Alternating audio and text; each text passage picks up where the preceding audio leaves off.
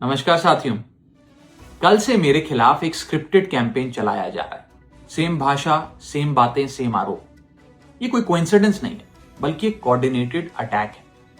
पहले मैंने सोचा कि मुझे इसका जवाब नहीं देना चाहिए। फिर लगा कि कहीं एक झूठ को 100 बार बोला जाए, कुछ लोग मान ना लें। इसलिए मैंने सोचा कि जवाब दूं। आम आदमी पार्टी ने 3 आरोप लगाते हुए ये कहा कि इन 3 आरोपों की वजह से हम राघव चड्ढा को पार्लियामेंट में बोलने का मौका नहीं देंगे।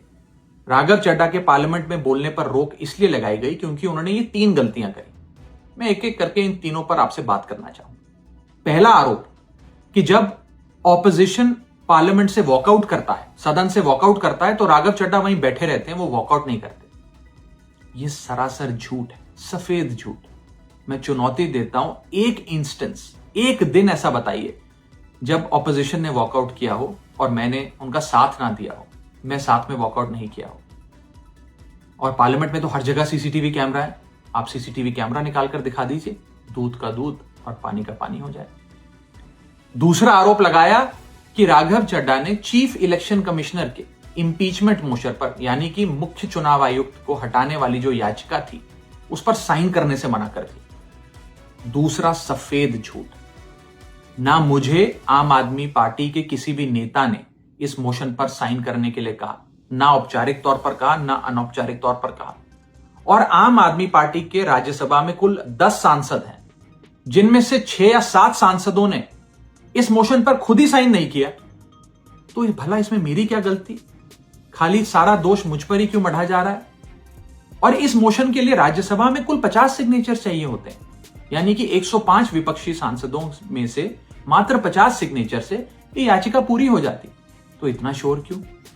और तीसरा आरोप जो मुझ पर लगाया गया वो ये था कि राघव चड्ढा डर गए हैं और इसलिए वो बेकार मुद्दे उठाते हैं। पहली बात मैं बता दूं कि मैं पार्लियामेंट में शोर मचाने, चीखने, चिल्लाने, माइक तोड़ने या गाली देने नहीं गया।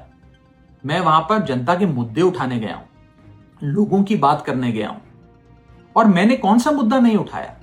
मैंने जीएसटी से लेकर इनकम टैक्स की बात करी, पंजाब के पानी से लेकर दिल्ली की हवा का मुद्दा उठाया, हमारे सरकारी स्कूलों की हालत से लेकर कैसे पब्लिक हेल्थ केयर इंस्टीट्यूशंस को मजबूत किया जाए, इंडियन रेलवेज में जो पैसेंजर्स ट्रैवल करते हैं उनकी समस्याएं रखी, यहां तक कि मेंस्ट्रुअल हेल्थ, एक ऐसा मुद्दा जिसके बारे में लोग बात करने से कतराते हैं, वो बातें तक रखी। बेरोजगारी से लेकर महंगाई तक तमाम मुद्दे उठाए। आप मेरे 4 साल का पार्लियामेंट का ट्रैक रिकॉर्ड उठाकर देख लीजिए। और मैं पार्लियामेंट में इंपैक्ट क्रिएट करने गया हूं, मैं पार्लियामेंट में रकस क्रिएट करने नहीं गया।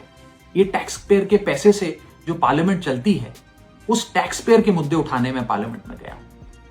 अंत में मैं बस इतना कहना चाहता हूं कि जो लोग आज मुझ पर आरोप लगा रहे हैं, झूठे आरोप लगा रहे हैं, कि हर झूठ को बेनकाब किया जाएगा और हर सवाल का जवाब दिया जाएगा, क्योंकि मैं घायल हूं, इसीलिए घातक हूं। जय हिंद।